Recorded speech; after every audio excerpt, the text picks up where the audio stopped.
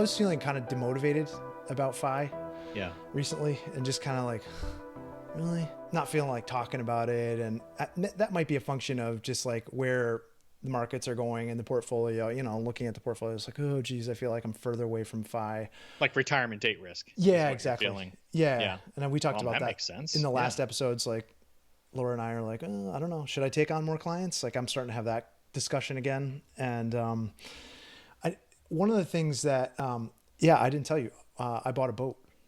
No, you definitely didn't tell me. Well, I'm guessing you didn't buy a trawler. I bought 2 boats. They're small boats. Are they kayaks? Yeah, they're kayaks. I do like kayaks. Oh man. Yeah. So we've lived here in Maine on the coast for 22 years, and we have gone out in kayaks, a handful of times with friends, or we, gone on tours and things like that. And Laura's been talking about it for a number of years, and I was feeling like, oh geez, that's just putting us further away from the trawler, which I wanted. Yeah. And I could tell she was kind of like, well, why not? Like, what are we going to do? Wait another 4 years or 5 years? Who knows how many years? And so one of the things that I was thinking about just to kind of get out of this funk was like, saving is a skill. Yep. But spending is also a skill. And it is. I haven't really been building that skill for very long. It's easy to save. And, we've talked about this before in the past. So I thought, okay, I want to get these boats, and, this will be a great experiential thing. This summer, there's a Maine island trail here. So there's a couple hundred islands off the coast of Maine, and there's a number of them that you can just travel to. There's trails and campsites, and it looks like a lot of fun, actually. Sure. The moment I bought the boats, I was like, I didn't feel good about it. It was so weird. Because you took money out of the portfolio, or you weren't putting as much in, like you feel like you're. Yeah, I wasn't putting as much in. Yeah. And we have this savings plan that we're executing on for our FI number every month. That's a certain number. And then because the 529 accounts are down and our son is going to school in the fall, our first college payment is due August 1st. And so we're not going to draw down in the 529. So we're redirecting some of the savings money to the college payment, Got it. But I just want to say these are all first world problems, but of course they're real to us right now. And, when you think about saving for 529s, it's like, okay, that's what's going to fund college. But we started late on this, and we knew they weren't going to be fully funded by the time they started going to school. So we thought, instead of selling the stocks that are in there, they're all in target date funds, but still they're down. Instead of selling the stocks, we just redivert cash to that. So that's feeling tight, and I'm like, did I do the right thing here? And then my son's truck had a bunch of problems, so we just put a major repair into that. And it's like all these things are like, oh God, I just bought these boats. It's absolutely the wrong time, man. I'll tell you, I can actually identify with what you're saying more than you probably think, because we had a trip we were going to take with friends 2 years ago before COVID entered everyone's lexicon. We were going to go to Germany and go to a couple different parts of the country with friends, and that got postponed. Well, now we have it scheduled again. We scheduled it, just a few weeks ago, and we were looking at flights. And, while we have a budget and vacation spending is very much a part of that, because of what the market is doing, I was very much of the mindset like, well, I have some frequent flyer miles. Maybe we could use them and get some economy tickets. Ooh. And we could do.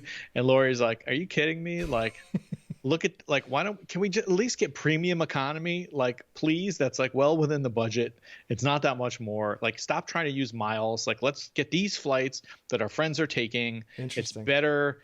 Like, just please spend. Yeah. And she's totally right. And I would say I'm still building that muscle, and it is talked about in the fire community a lot, right? Like learning to spend. Yeah. Because my inkling is still like, well, maybe we should cut back a little more. But I will tell you, I will give you, I'm going to give myself a pat on the back, because I did what I talked about with you when you were out here visiting me, and I simplified my budget. Oh, cool. I took out so much of the granular tracking, and now I have big buckets like shopping, like, financial degeneracy, alcohol, which is just like, dining out and beer and whatever, all that like fun stuff. And so it's collapsed. And so because I've spent 2 years characterizing my spending and being good, I feel like, all right, I trust that we can do this. And so part of that is just getting more comfortable with spending and knowing that we're being appropriately disciplined. But the trip is definitely, I think, more similar to what you're talking about, where like letting it feel good to spend, even if there's a downturn, because you're within the framework you set up. Yeah, I mean, Laura kind of said the same thing to me. She's like, well, we're still saving the amount we agreed to save for retirement, and we're still doing the college thing. And it's okay to have some of these kind of life splurges. And it's like, it's not even that much money. She bought a used boat and I bought a new one. And so it's like combined total, it's not that much. And so one of the hacks that I used, and I can't remember what podcast I heard this on, but someone said they were feeling guilty about spending something. So all they did was they saved 200% of the cost of the item that they were saving for, and they put half of it into their retirement plan, and they put the other, or savings or whatever, and they put the other half into buying the thing. And so that's actually what I did. Okay.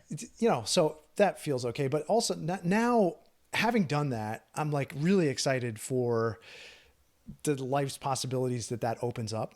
Like we're planning all these trips now, like we're looking at these, okay, how far can we go? And it's just like this whole skill set that it opens up. Okay. Nice. Like I love that about it. And sometimes there are these emotional barriers related to money, that once you get beyond them, you're able to see a different life. And, money it's a means to an end, right? Like it is. It's not the end. It's not just it's not amassing the most. It's about creating the kind of life that you want to live for yourself. And I'm so appreciative that, I mean, it sounds like you have this too with Lori, that Laura is able to, hip check me every once in a while and say, oh yeah, by the way, Lori has no hesitation in doing that, and she is right to do it. So next step is going to be like upgrading to first class, right? No way. Business class? Not happening. Nope. Not unless the market goes on a tear. I would certainly feel better spending more, increasing the budget, as we've talked about before, if things go in that direction. But I didn't build the budget assuming that. I built it assuming other things. So we're going to have first class travel in there anytime soon? Nope.